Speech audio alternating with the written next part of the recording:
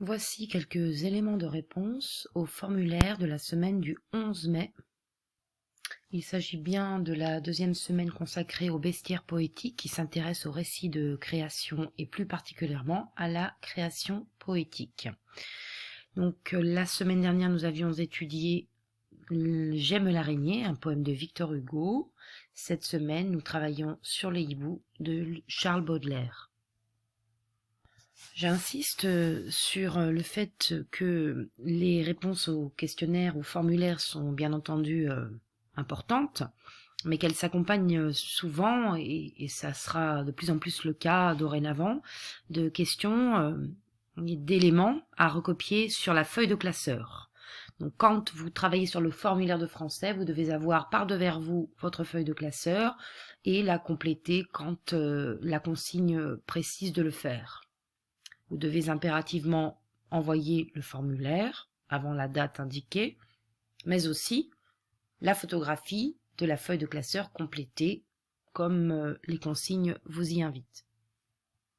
Dans le prolongement de ce qui avait été demandé la semaine dernière, à savoir une biographie de Victor Hugo, je souhaitais également que vous connaissiez un petit peu plus le poète Charles Baudelaire, qui nous intéresse cette semaine. Voici donc quelques éléments biographiques qui sont inspirés de Wikisource.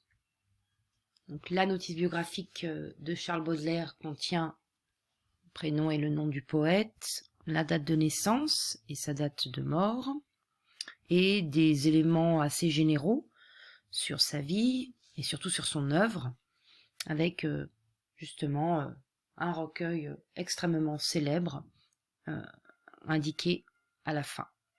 Il s'agit des Fleurs du Mal. Donc vous voyez, ce n'est pas un exercice très long, c'est un exercice qui nécessite quelques recherches sur internet ou bien dans un dictionnaire ou une encyclopédie si vous en disposez. C'est un exercice de lecture critique, dans le sens où il ne faut pas tout réécrire tel quel, mais il faut lire le document, lire les informations et en sélectionner un certain nombre de telle sorte que votre petite notice biographique puisse être intelligible et rendre compte de l'auteur Charles Baudelaire. Donc, comme à chaque fois, vous disposez du texte à lire en autonomie vous-même, ou bien de la version audio du texte, donc lu par moi-même, et vous pouvez ainsi suivre la lecture sonore avec le texte sous les yeux. Alors, concernant la question des impressions de lecture, je vous laisse répondre comme vous l'entendez. Il s'agit de dire ce que vous avez ressenti à la lecture une fois ou deux du poème. La question suivante porte sur le lieu. On vous demandait où se trouvaient les hiboux évoqués dans le poème. Eh bien, la réponse, elle est entourée ici en rouge. On vous parle, il y a un complément circonstanciel de lieu qui ouvre le poème sous les ifs noirs.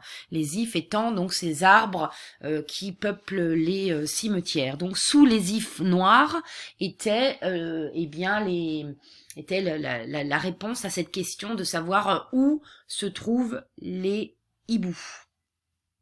La question suivante vous invitait à caractériser l'atmosphère qui imprègne finalement le poème.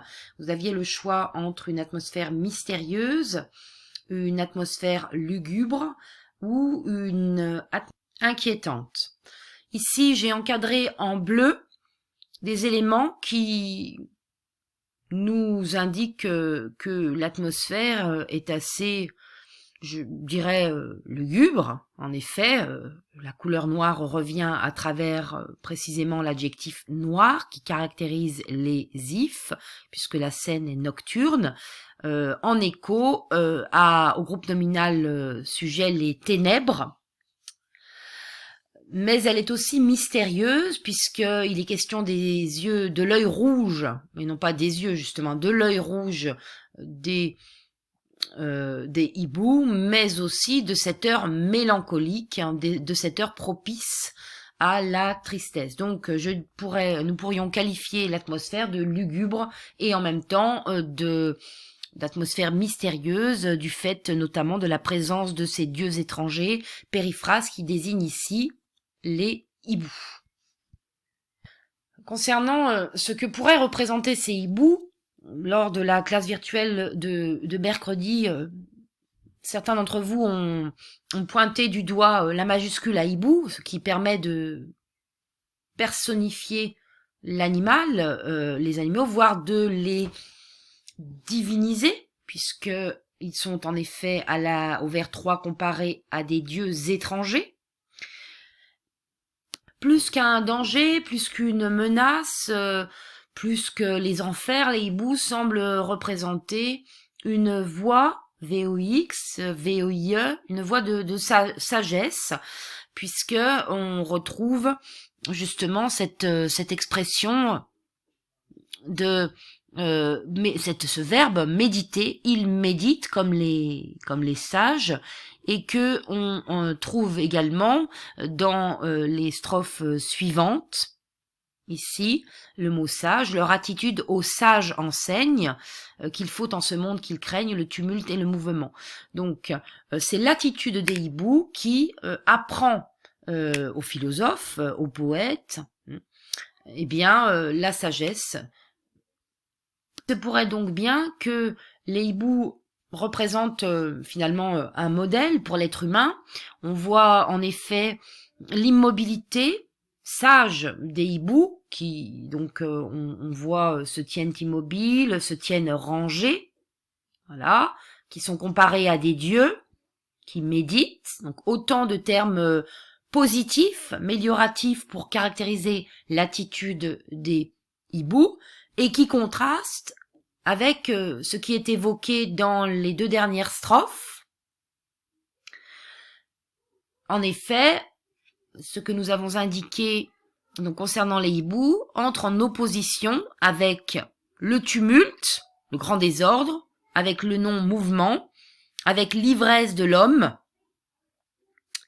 et avec l'expression également qui termine et qui clôt le poème « changer de place ».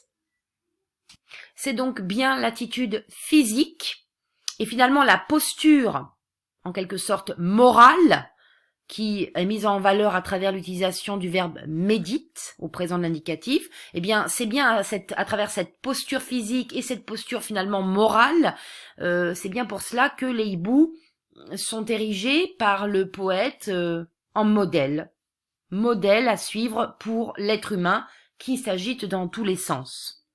Modèle de calme, modèle de sagesse. Pour terminer, revenons à la dictée qui était proposée donc à la fin des activités. Alors j'ai recopié ici la dictée correcte. Donc j'ai mis en vert les verbes. Tous les verbes étaient au présent de l'indicatif. Donc il y avait l'auxiliaire être, il y avait le verbe danser, donc qui est un verbe du premier groupe et qui ici s'accorde avec le sujet qui reprenant brouillard. Vous aviez ici s'endort, verbe s'endormir, donc verbe du troisième groupe dont le sujet est la prairie, troisième personne du singulier, donc concernant l'accord. Vous aviez le verbe cri, verbe crier, premier groupe, qui s'accorde avec le sujet la grenouille, donc au singulier, à la troisième personne du singulier. Et puis ce sujet inversé, un frisson, qui donc explique l'accord du verbe circule, donc à la troisième personne du singulier. Alors, j'ai mis également les noms qui pouvaient poser problème, en tout cas dans ce que j'ai vu. Brouillard, prairie. J'ai aussi pointé horizon, le Z de horizon. Grenouille. Donc ce sont des mots qui sont d'usage extrêmement courant qu'il convient de savoir écrire en 6e. Et puis, j'aurais peut-être dû en parler après les verbes. Il y a ici cet accord de l'adjectif qualificatif vers qui a posé problème. En effet, vers s'accorde, donc est épithète, placé à côté du nom jon, et il s'accorde en genre et en nombre avec le nom auquel il se rapporte, jon, masculin, pluriel, ce qui explique donc le S, masculin, pluriel.